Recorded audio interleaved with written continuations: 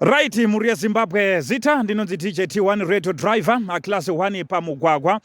Tina baba vari panapa vari ivo mukuru game park. Saka tinoda kunzwa kuti ivo zvakambomira sei. Tiri kunzwa kuti ivo vane kakugunun'una kavari kuita pamusoro game park yavo yavari kutungamirira. Saka tiri panapa isisu veTichkach MTV. Regai tiende kwavari. Right, baba tiri kunzwa kuti mune kakugunun'una kamuri kuita mune zvinhu zvichiri kukufadzai zviri kuitika game park kunoko. Mungaudze ruzhinji rweZimbabwe rikukuonai kuti zviri kumbofamba sei, chii chiri kukunetsai kana kuti chamusiri kufara nacho? Alright, ndatenda hangu. Mhuri yeZimbabwe munofara here? Zita ndinoitwa Vatsunga Batanati. Ndichiwa mukuru wegame park reManikaland munomu ramunoona rine fenzi iyi. Saka nhau maita zvakanaka weTV mauya kuti titaure nhau iri kunetsa munhau yegame park. I am the owner of this game park. Ndini muridzi wegame park. So ndoda kuvhunza nekupa ndichapa mawarnings asi ndichatanga ndabvunza kunze uku kune vanhu vari kuita basa rekutora mhuka umu kozi tiri kuita shortage yemhuka mugame park umu.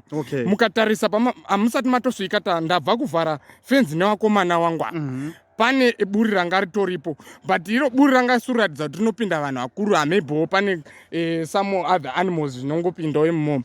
But what is shocking me ndezvekuti mubvunzo wangu wekutanga uri kumaprofita.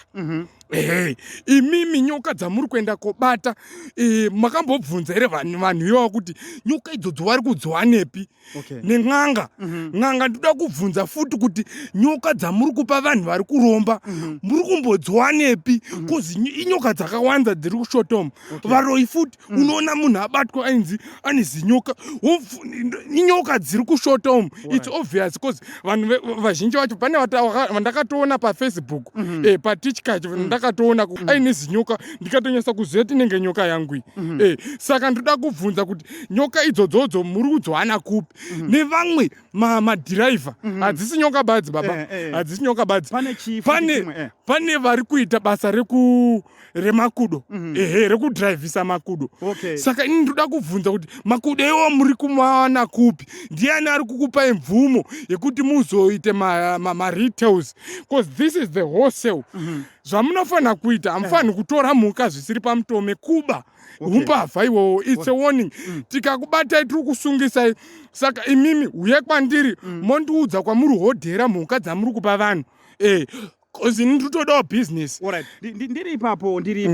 Saka muri kuzama kutaura here mimi kuti nyoka dziri kubatwa nemaprofita kana kuti nyoka dziri kupiwa vari kuromba waya tiri kuzviona zveshuwa zvichiitika dziri kubva mugame park menyu? Ndoona sekudaro because nhamba yemhuka dzangu ndikatodzwerenga iri kushota. Iri kushota because dzimwe dzacho takabvisa zvibereko. Takati hadzichabereki, saka ndakutoziya nhamba dzemhuka dzangu dziri kushota. Saka inini ndiri kuti vanhu ngavasatore nyoka zvisiri pamutemo, ngavasatore makudo neshoko zvisiri pamutemo. Zvikwambo hangu handina basa nazvo, mangu hamuwanikwe zvikwambo. Saka vanofanira kuuya nekwandiri vohodha kwandiri. Handiti toisa nyoka chidhindo ndovapa receipt. Murinopazwa baba? Ndovapa receipt vozoenda kotengesera havo vamwe, asi vauya nekwandiri muhosero mangu. Hatisi kuda vanhu tapota, hatisi kuda mbavha. Kozi chinhu ichi chine mapepa. Ndisati ndavhura kambani yangu iyi ndakatora makore kuti ndiivhure. So I must warn you kuti please ndapota mhuka dziri kushota umu. Handiti the next thing pane vari kutora huni, vari kupasa huni.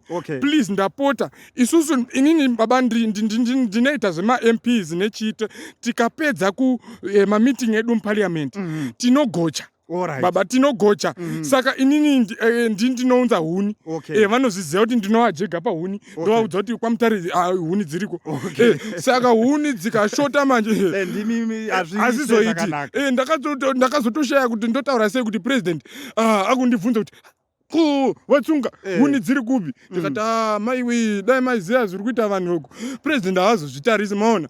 Saka ndapota last week I was patrolling ndakaona ma footprints kune vanhu futi vari kuzviitira umu ndapota wafana imimika wafana I'm very angry. Sorry ndikuda kukubata imbechana pamuri kuti wafana vari kuzviitira umu wafana wapi iwawo? Pane wafana vari kuzviitira umu because last week I was patrolling nemota yangu ndichiona mafootprints nemotikari.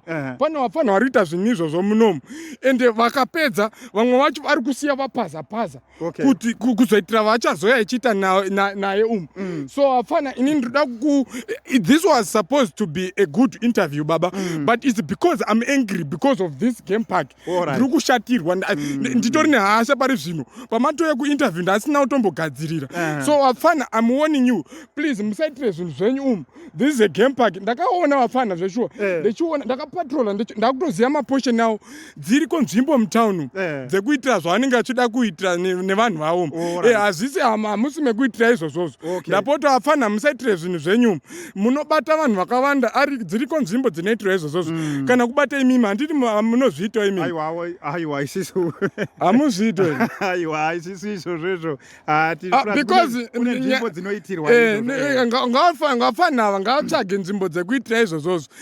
Saka ivo kana vakuda kuzoita maoutdoor shoot vanotsvaga kumusha kwavo kumadondo akawanda kumusha kwavo wafana vemacameras vari kutorana mavhidhiyo vari kuita zvinhu zvavo zvokutorana mavhidhiyo vanouya votaura nemi movaitoresa mavhidhiyo ivo kana vichida maindoor shoot vanotsvaga nzvimbo dzakasiyana-siyana mutaundi dzirimo ana tichkachi ana T1 station arimo mukati umu vakuda zvemaoutdoor shoot avo ngavasauya ichiitira zvinhu zvavo umu. Aiwa tinotenda baba Tsunga nekutaura zviri pamwoyo penyu nekuda kwegame park yenyu. Tinodara kuti mhuri yeZimbabwe wakateerera wari kutiona izvozvi pazvivhitivhiti wazvinzwa.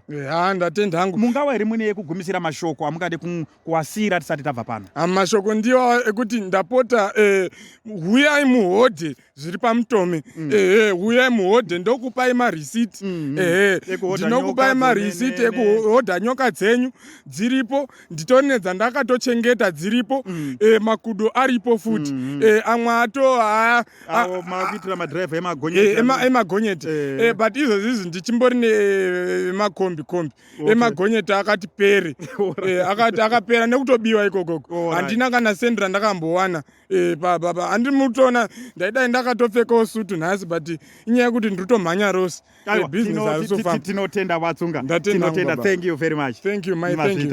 Thank you.